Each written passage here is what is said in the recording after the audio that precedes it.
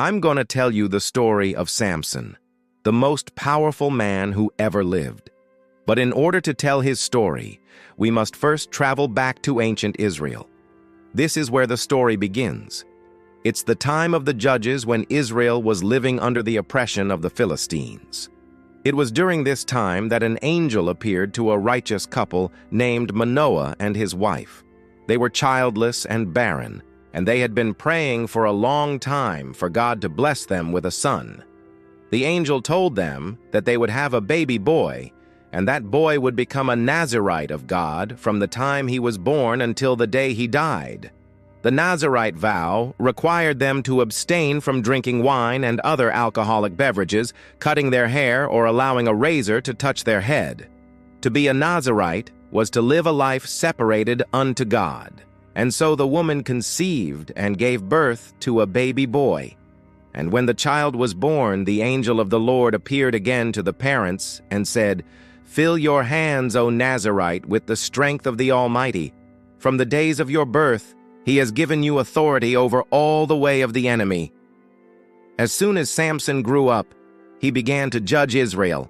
He became a mighty man of valor, and he fought against the Philistines. One day, Samson went out to see what the Philistines were doing. And while he was there, a lion attacked him. But Samson killed the lion with his bare hands.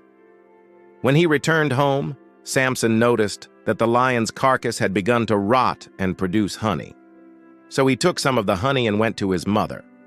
She saved some of it and gave it to her son, not knowing that the honey was from a dead animal. Then later, when he told his mother about the dream, she understood that it meant Samson would become a great judge. At this point in the story, the Israelites were being oppressed by the Philistines. So Samson led them in battle against their oppressors, and he defeated the Philistines. In fact, he single-handedly killed 1,000 of them with the jawbone of a donkey. After slaying the Philistines, Samson climbed to the top of Mount Ger and shouted, "From the fruit of my youth I have shouted for joy. The vineyards of Ulah have given forth their fruit." And he judged Israel for 20 years.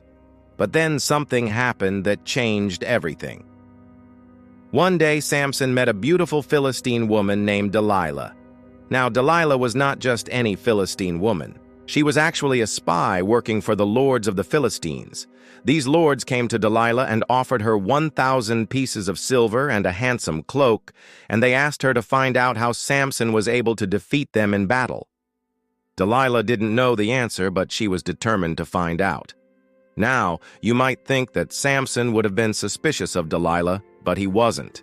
He fell madly in love with her, and he told her everything. He even took her to see his secret hideout in the cave of Etam. But still, Delilah did not find the answer that she was looking for. So she went to the Philistine lords and told them that she thought Samson's strength might come from his hair. You see, Samson was a Nazirite, and the Nazirite vow required him to never cut his hair. In fact, Samson's hair was the strongest part of his body because he dedicated it to God. But Delilah didn't know that. So she went to Samson and said, "How can you say you love me when you won't let me just look at your hair?" Samson replied, "My power and my strength are in my hair. It is my Nazirite vow. If I am shaved, my power will go away, and I will become weak like any other man." Delilah kept pestering him, and she continued to ask him about his secret, but he wouldn't tell her. So finally, as he slept, Delilah got a hold of his hair and sent someone to call the Philistines. When they arrived, Samson woke up and realized what was happening. He shook himself awake and tried to shake the hair free from the Philistine soldiers. But they were too strong for him. He couldn't fight his way free. And to make matters worse, they brought in a barber, and the barber started to cut off his hair. Can you imagine the feeling that Samson felt at that moment?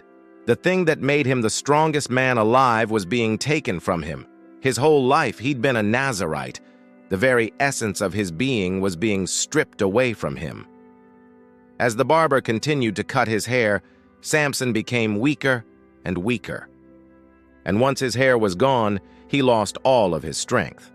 The Philistines rejoiced because now they could do to Samson whatever they wanted. They took him to the city of Gaza, bound him with shackles and chains, and put him in prison. Then they gouged out his eyes. The next morning, the Philistines brought Samson out into the city square. They mocked him and made fun of him.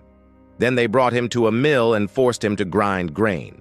Samson sat there day after day, grinding grain and waiting for the Philistines to do whatever they wanted to do with him. He thought his life was over. But really, God had something else planned. You see, the Philistines were arrogant and prideful. They thought they had defeated Samson and that they were the most powerful people on earth. They held a great feast in the city of Ashkelon to celebrate their victory over Samson. And they invited all of the neighboring kings. It was an amazing feast. There was food and drink for everyone, and music and dancing late into the night. The Philistines were so proud of themselves. They thought they had done something amazing. They had captured the strongest man in the world, and now they were going to kill him. They tied him to 2 pillars that were holding up the roof of the temple. Then they all left and went home. And Samson sat there alone in the dark temple, waiting for his death. And as he sat there, he prayed to God and asked him for strength one more time. Suddenly, Samson felt a surge of power run through his body. God had answered his prayer. And with all the strength that was left in him, he pushed the 2 pillars, and the temple collapsed and came crashing down. It fell on the Philistines and crushed them like bugs. It is said that over 1,000 Philistine nobles were killed that day. The roof that had been holding up the temple fell on them and crushed them to death. Even Samson was crushed along with the Philistines. But he didn't care because he knew that he was going to be with God forever. To this day, people talk about the story of Samson. It's a story of courage and faith, but also a story of pride and arrogance. It's a reminder that no matter how strong or powerful we think we are nothing without God. If you liked this video, you'll definitely love the next one.